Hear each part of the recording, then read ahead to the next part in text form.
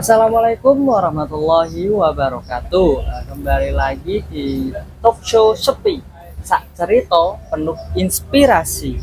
Baik ya teman-teman sekalian, pada kali ini, pada perjumpaan kita kali ini, kita akan menghadirkan salah satu narasumber yang menurut saya ini bisa menginspirasi semua teman-teman, terutama di kalangan para mahasiswa nih ya yang masih melanjutkan studinya.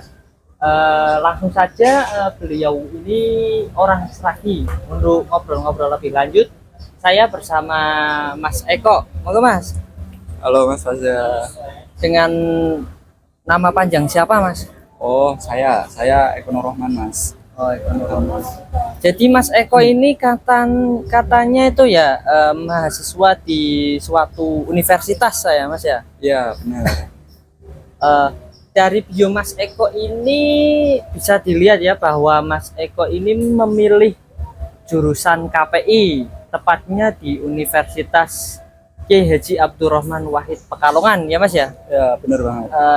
Yang perlu teman-teman tahu nih, kenapa sih Mas Eko ini memilih jurusan KPI Mas? Oke, pada awalnya ya, kan saya punya saudara nih, Mas.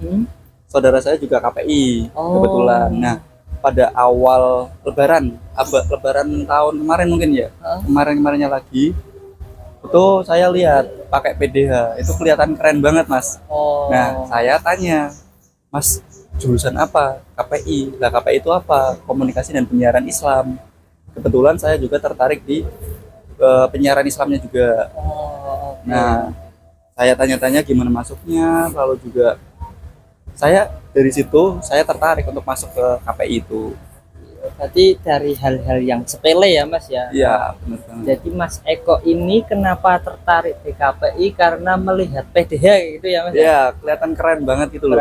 Berarti pedanya itu warna hitam, berarti kayak orang-orang yang nyuting di kru TV kayak gitu ya Mas? Iya, benar banget. Oke, oke. Nah, yang Mas tahu ini kenapa, apa sih istimewanya jurusan KPI daripada jurusan-jurusan yang lain Mas? Ya nggak tahu ya, aku lihat KPI ini kelihatan beda banget. Karena aku kalau melakukan sesuatu nih, misal udah ada feeling itu bagus, ya udah aku jalanin gitu. Nggak ada apa ya, nggak banding-bandingin dari jurusan yang lain gitu. Pokoknya feeling aja, kalau feelingnya udah ke KPI ya udah aku jalannya ke KPI. Jadi Mas Eko ini ya pemirsa ya, bisa dikatakan mempunyai pendirian yang tinggi ya Mas ya. Sekalinya dia ada insting oke, pasti dia akan majulah ya Mas ya, apapun konsekuensinya ya. Ya, Kemudian kita flashback ya Mas ya, dari awal kenapa Mas milih KPI. Sebelumnya Mas itu kuliah itu tuntutan keluarga kah, atau kemauannya Masnya, atau dari siapa Mas? oke. Awal kan saya kan dulunya dari SMK ya Mas. Dan kebetulan waktu itu kena COVID. Nah, dari situ menurut saya kemampuan saya itu menurun. Jadi lebih baik melanjutkan ke universitas. Apalagi saya dengar-dengar di Pekalongan itu UIN Gus Dur itu lumayan oke. Jadi saya masuk situ. Berarti ceritanya Mas ini ingin upgrading skill kayak gitu ya, Bisa dibilang seperti skillnya itu. kayak gitu. Oke ya. Kemudian pertanyaan selanjutnya nih Mas, yang menurut saya seru ya, mungkin atau juga dari pemirsa penonton ini apa namanya, ingin mengetahui selain kuliah ya Mas ya, Masnya ini berkegiatan atau kesibukannya apa saja sih Mas? Oke, lumayan banyak ya Mas. Dulu saya pernah di organisasi dan sekarang udah semester tua ya Mas. Jadi cari yang pasti-pasti saya ngojek Mas. Saya ngojek untuk sampingan ketika kan jam semester tua ini kan udah jarang masuk ya. Jadi kan banyak waktu luang, jadi ya saya buat ngojek gitu. Selain ngojek juga kalau ada tawaran job ya ambil gitu Mas, apapun yang menghasilkan tak ambil semua Mas, tapi lebih konsisten di ngojeknya. Udah berapa bulan atau tahun itu mas? Masih Kalau ngojek? ngojek itu sebenarnya udah dari semester 2. Berarti yo kurang lebih 2 tahunan lebih ya mas? Iya, udah 2 tahun lebih. Dan itu konsisten mas? Iya, itu kalau ketika ada waktu luang saya ngojek. Nah, ini menginspirasi ya teman-teman ya, untuk terutama teman-teman yang masih kuliah mungkin mau ngapain kayak gitu, itu bisa buat sampingan ya, bisa menginspirasi. Kemudian pastinya ada tantangan nih mas ya. Tantangan apa sih mas yang mas hadapi untuk menjalani pekerjaan sampingan ini ya? Di sisi lain kan mas juga masih meneruskan studinya mas. Iya. Oke, yang paling besar ya Mas, ketika diberi tugas. Nah, itu saya untuk membagi waktunya itu sedikit sulit Mas. Time manajemennya saya masih benar-benar berantakan, jadi ya mungkin di situ adalah tantangan terbesar saya untuk saya lebih pandai lagi untuk manajemen waktunya seperti itu. Jadi tentang waktu ya mas. Iya, Tapi benar.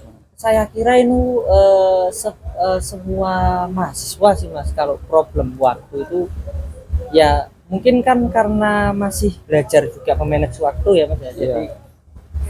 saya kira memang itu waktu itu penting ya teman-teman ya. Kemudian pertanyaan yang terakhir nih mas. Masnya ini kan udah ngojek 2 tahun ya. Pastinya 2 tahun lebih lah. Itu kan ada pengalaman ya yang memberikan pelajaran nih untuk hidup mas ya, terutama itu pengalaman apa yang mas mungkin bisa dibagikan ke teman-teman penonton ketika masih kuliah tetapi mempunyai sampingan ya, mempunyai pekerjaan sampingan sebagai ngojek gitu. Oke, menurut saya ketika ada suatu kesempatan jangan pernah disia-siakan Mas.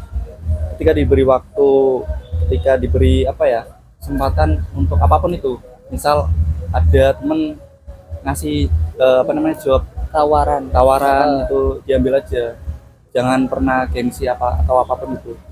Terus juga apalagi ya, itu tuh menunjang ke jurusan kita. Ngojek sebenarnya itu melatih dalam komunikasi saya Mas. Komunikasi saya masih lumayan buruk, makanya saya cari alternatif buat memperlancar lah komunikasi saya. Gitu. berarti itu juga untuk meng-up ya skill mas berbicara kepada orang lain misalnya. Iya, bisa bilang seperti itu. Dan juga implementasi, kita kan ya belajar teori di kampus, lalu kita praktekkan di dunia nyata seperti itu.